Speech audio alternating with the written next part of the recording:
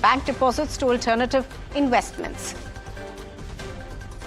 The RBI is worried about high food inflation and is keeping an eye on it, says Governor Shaktikanta Das. Real GDP growth is higher than estimates. Neeraj Chopra will bid for a second successive gold medal in men's javelin throw at the Olympics, while the Indian men's hockey team takes on Spain in a playoff for the bronze. Vinesh Fogart appeals in the Court of Arbitration for Sport against disqualification from the Paris Olympics, asks for a joint silver with the losing finalist. Bangladesh's interim government, led by Nobel laureate Muhammad Yunus, will take oath today. Yunus's advisory council will have 15 members.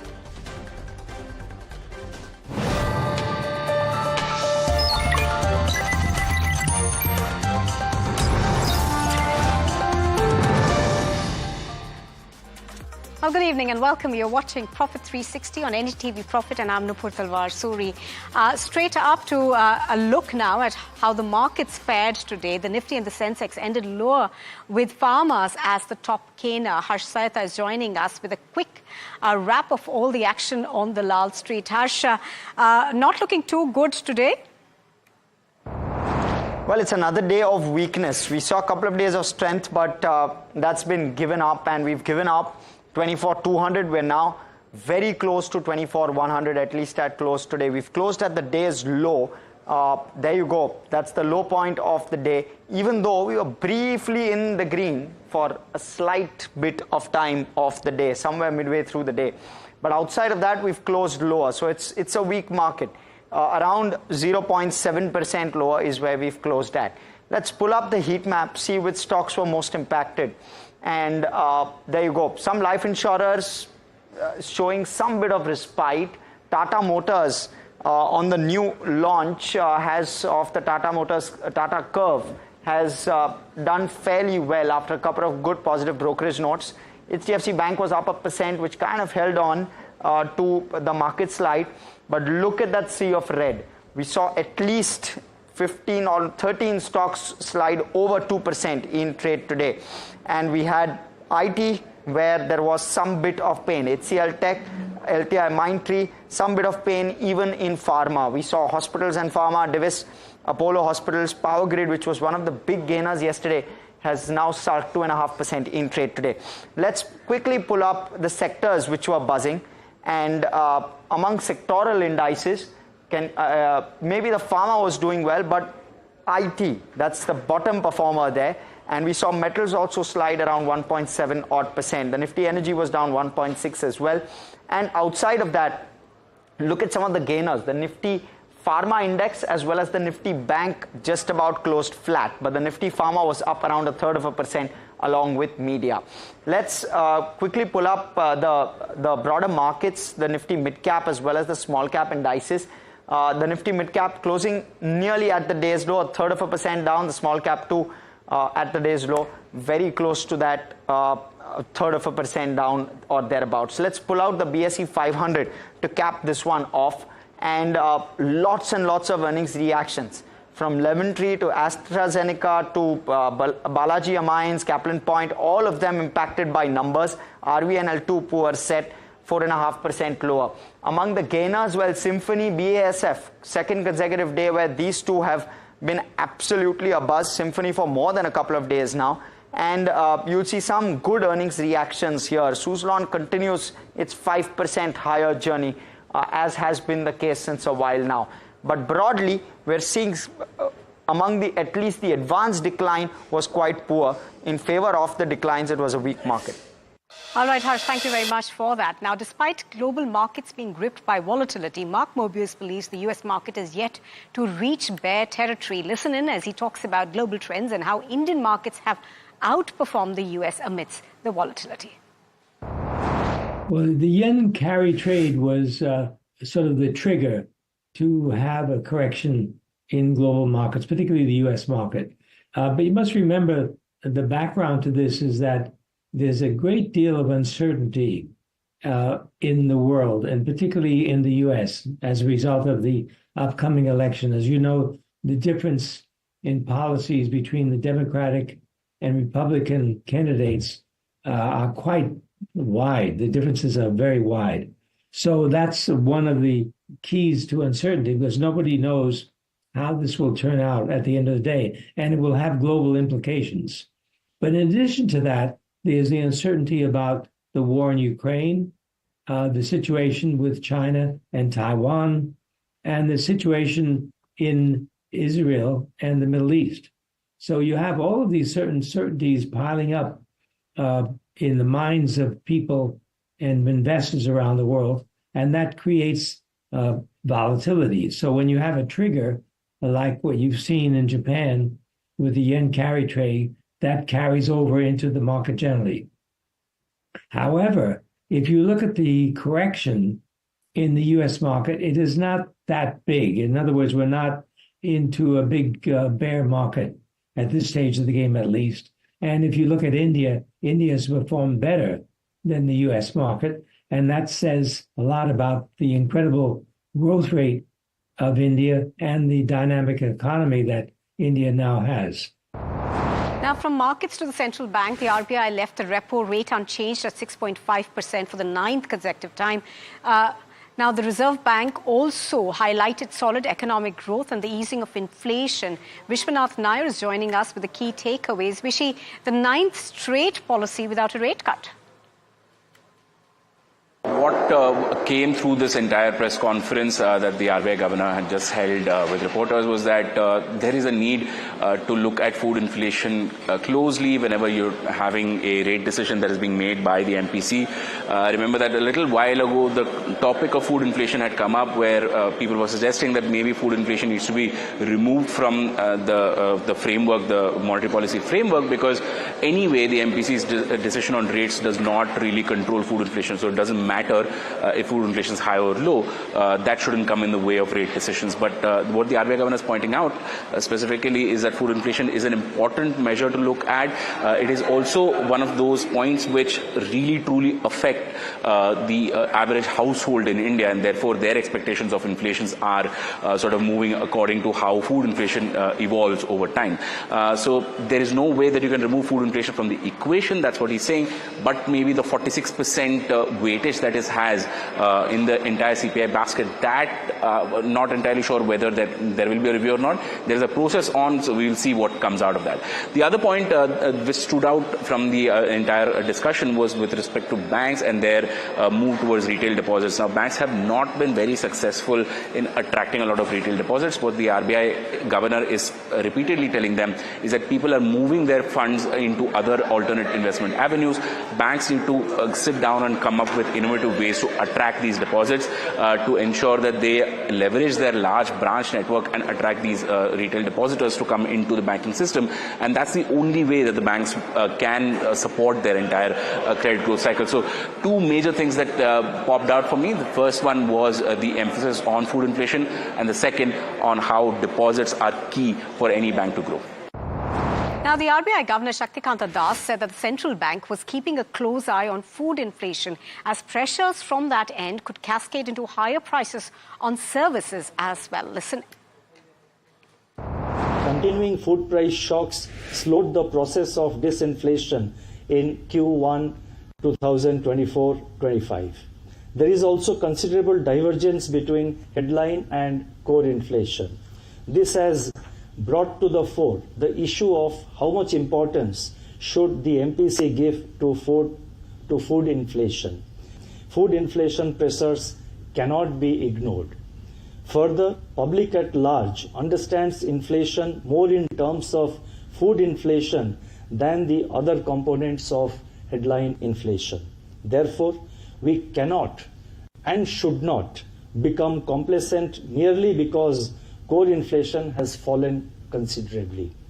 Second, and equally important, is the reality that high food inflation adversely affects household inflation expectations, which have a significant impact on future trajectory of inflation. The MPC may look through high food inflation if it is transitory, but in an environment of persisting high food inflation, as we are experiencing now, The MPC cannot afford to do so. It has to remain vigilant to prevent spillovers or second-round effects from persistent food inflation. Now, another important point that the RBI governor touched upon was that depositors were moving away from bank deposits and parking their money in alternative investment avenues. He warned that this trend could expose banks to liquidity issues in the future. You see, with regard to LCR, liquidity coverage, which the banks are expected to maintain, it's a draft which we have put out in the public domain. We will get inputs from all stakeholders, including the banks and other experts. Based on that, we will finalize our decision. We will take a decision. So far, it will not be correct to say that we have increased the liquidity requirements because it is still under discussion. We are waiting for the inputs which will come. Now, so far as deposit rates are concerned, it is for individual banks to decide on these matters which are entirely a part of their commercial decision making. Lending rates and deposit rates, as you know, are deregulated. It is for banks, and the situation will vary from bank to bank. So depending on the overall economic situation, financial conditions prevailing, depending on individual banks' own internal position with regard to how much deposit they have, what is the composition of their deposit, what is their loan growth. It is really for the banks to decide on the deposit rates, and the banks will have to take a call. All right, now let's get you a reaction from a banker. The managing director of the State Bank of India, Ashwini Kumar Tewari, said that money will come back to banks if there is a market correction. Listen in. Just compare this situation to some years back when we had a similar situation. Markets were doing very, very well, and deposit growth was lagging the loan growth for about 4-5 quarters. But ultimately it evened out as the markets corrected and as the banks also focused more on deposits like we are doing now. So this came back to the normal. So I guess this ultimately will happen. Now, economist Tanvi Gupta Jain told NDTV Profit that the issue of a mismatch between the credit and deposit growth has been a worry for some time now. I think what is interesting is that what is their take on the credit? So they are not comfortable with credit flowing into other sections of the societies, largely in the unsecured loan category or the equity home loan, which might be going into speculative purposes. And I think that is very interesting because credit has been a big positive for India's economic growth. But since FY23, the credit growth has consistently outpaced the deposit growth, and it looks like the RBI is now getting more and more cautious of the fact, and there will be more measures coming up. How do you streamline the credit and the deposit growth? All right, now moving on, 200 Hero electric dealers have been protesting outside the company's headquarters in Gurugram for the last 3 days. Tushar Deep Singh joins us with more. Hi, Tushar. Tushar, to begin with, tell us what this protest is about and any reactions that you're getting from the company. Hi, Nupur. So, yes, 200 dealers are literally camping outside the company's headquarters in Gurugram, seeking dues of up to rupees 500 crore that have not been paid for the last 2 years. Now, that's a very stark change from the fortunes of Hero Electric, which until 4 years ago was the market leader with about 36% market share. Now, it's barely existing. The company's manufacturing plant has also been shut down. Now, all of this happened because the company was found guilty of an imports fraud under the FAME 2 subsidy scheme that was for electric vehicles in India. So, regarding this particular, the visuals that you're seeing right now of the dealers said that they met the management and they urged the management to give at least half or even a quarter of the dues that are pending. And the company said nothing doing. You can take any recourse that you want to take. We reached out to the company as well. They acknowledged that a protest is going on and that a statement in this respect will be issued shortly. Again, so Hero Electric, quite a turn of fortunes. How the rest pans out, we'll let you know when the more updates come in.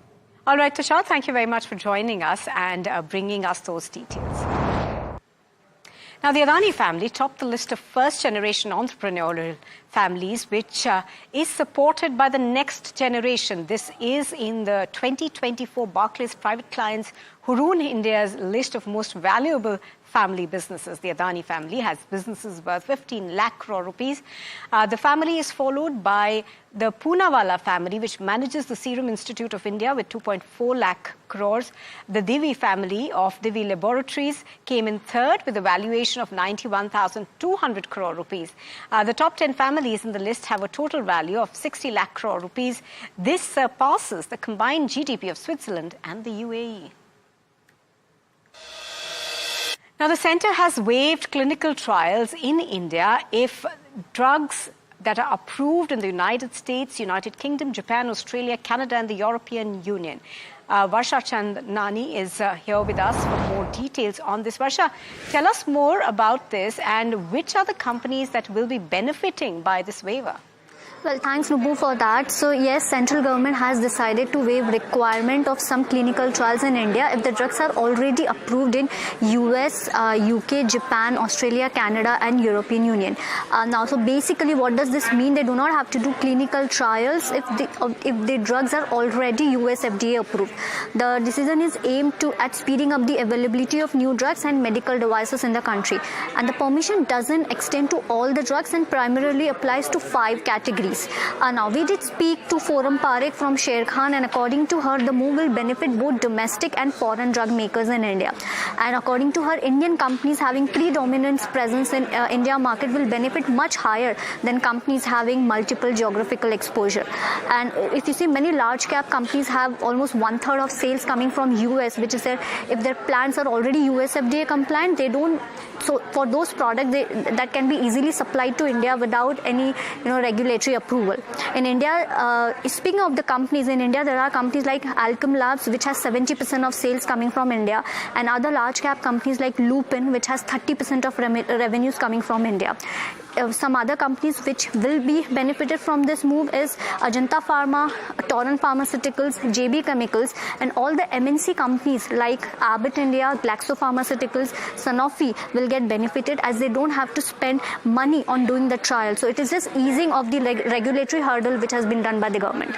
All right, Varsha, thank you very much for joining us and explaining that to us.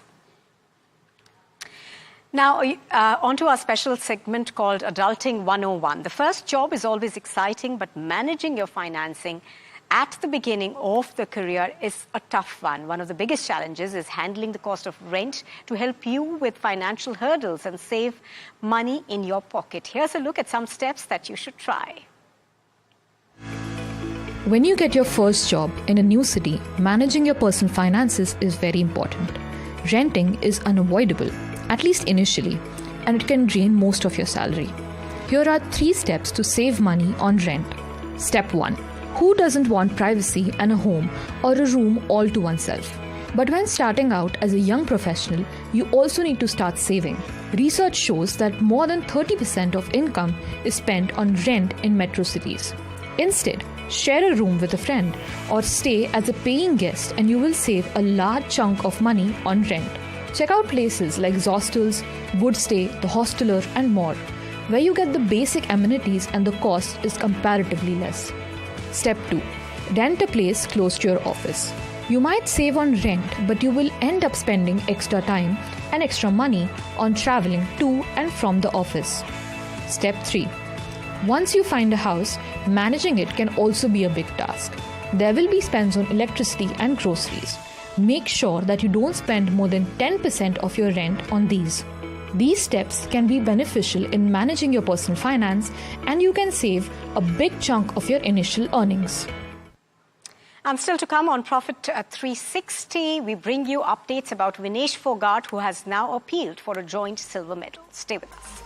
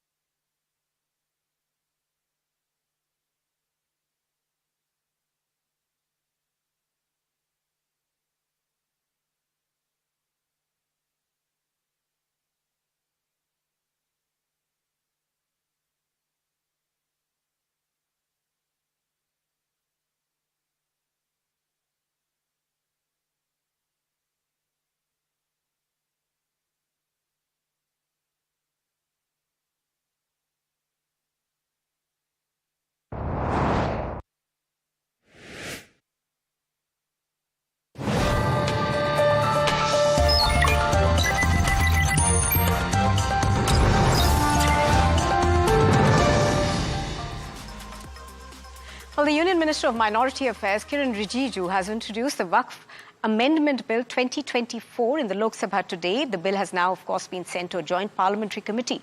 The bill, which includes over 40 amendments, proposes significant changes to the existing Wakf Act. Amongst these are provisions to enhance representation for Muslim women and non-Muslims in the Wakf bodies. Now, the bill also aims to streamline the registration of Wakfs through a central portal and database and establish a detailed process for recording Wakf properties in accordance with the revenue laws, ensuring that due notice is given to all parties involved. Now, the government states that these amendments are intended to improve accountability and transparency in the functioning of Wakf boards and to mandate the inclusion of women in these bodies. Speaking in the Lok Sabha on the Wakf Amendment Bill, Minority Affairs Minister Kiran Rijiju charged the opposition of misleading Muslims. एक समुदाय का बात मुसलमानों को गुमराह करके यहाँ बात रखा जा रहा है। कल देर रात तक मेरे पास में मुसलमानों का डेलीगेशन आते रहा और हमसे पहले भी कितने लोग मिले हैं और इसको आप ये सोचते हैं कि क्या सर ये क्या बोहरास कम्युनिटी का संख्या कम है इसके लिए ये महत्व नहीं देंगे क्या? सर अहमदिया ये कम संख्या है इसलिए क्या उनका सोच उनका प्रॉब्लम्स का नजरअंदाज करेंगे सर आगा कहानी संख्या कम है क्या उसके बात को नहीं सुना जाना चाहिए सर? एक कम्युनिटी डोमिनेशन करके अगर छोटे छोटे लोगों को कुचल देंगे तो फिर हम इस सदन में बैठ करके हम न्याय कैसे दे सकते हैं? Now, the Congress party disrupted the proceedings. As the centre introduced the bill, the Congress MP Manish Tiwari said that the bill is violative of various provisions of the Constitution of India and sought for its withdrawal. Well, the bill is violative of various provisions of the Constitution of India. The bill is also violative of the legislative competence of the government to even bring this bill to Parliament because there is no entry in the union list which pertains to religious endowments. So under those circumstances, the bill suffers from the malady of excessive delegation of powers, which is an assault on the federal structure. It suffers from various very fundamental anomalies, and therefore the bill needs to be withdrawn. Now, the Hajj Association of India has welcomed the amendment. The chairman, Abu Bakr, said that the government of India has taken a big initiative. On behalf of Hajj Association of India, New Delhi, we mostly welcome this amendment because this act has been quite old one. As per the running situation and the current scenario, some amendments should be changed. So that is taken a big initiative by Government of India. We welcome that. There is no doubt about it. And on to some somber news. The former Chief Minister of West Bengal, Buddhadev Bhattacharjee, passed away at the age of 80 at his home in Kolkata. He was a prominent leader of the CPI and served as the Chief Minister from the year 2000 to 2011. His tenure marked the end of the Left Front's 34-year-old rule in West Bengal. Known for both his achievements and controversies, particularly regarding the land acquisition protest, Bhattacharjee was recognized for his frugal lifestyle and commitment to communist principles throughout his political career.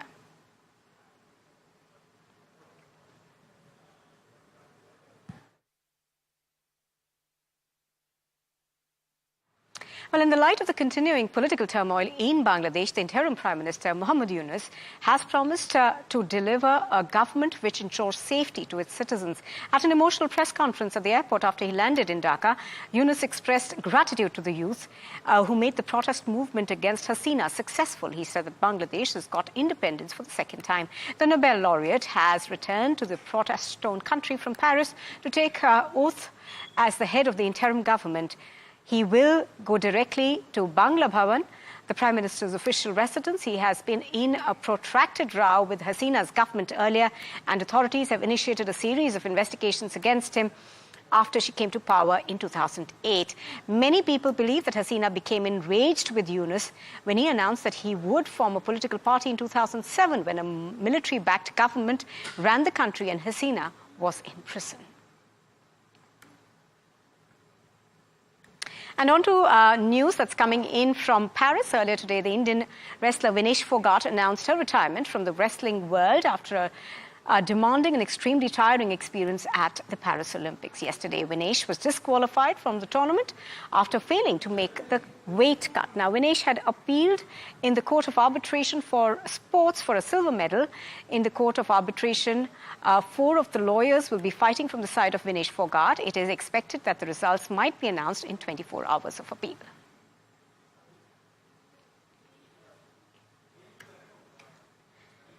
And here's a look now at what date 13 holds for India. The javelin throw defending Olympic champion Neeraj Chopra will be eyeing the gold medal again in the men's javelin throw later this evening. If he wins it, he will become the first Indian athlete to win the yellow medal twice in an individual event. The Indian men's hockey team will also be aiming to repeat the Tokyo 2020 feat as they will be facing Spain in the bronze medal match. Another update coming in from wrestling. Indian wrestler Anshu Malik lost the round of 16 against US wrestler Mandrulis. Meanwhile, Aman Shehrawat has stormed into the quarterfinals of the men's 57 kg freestyle wrestling category.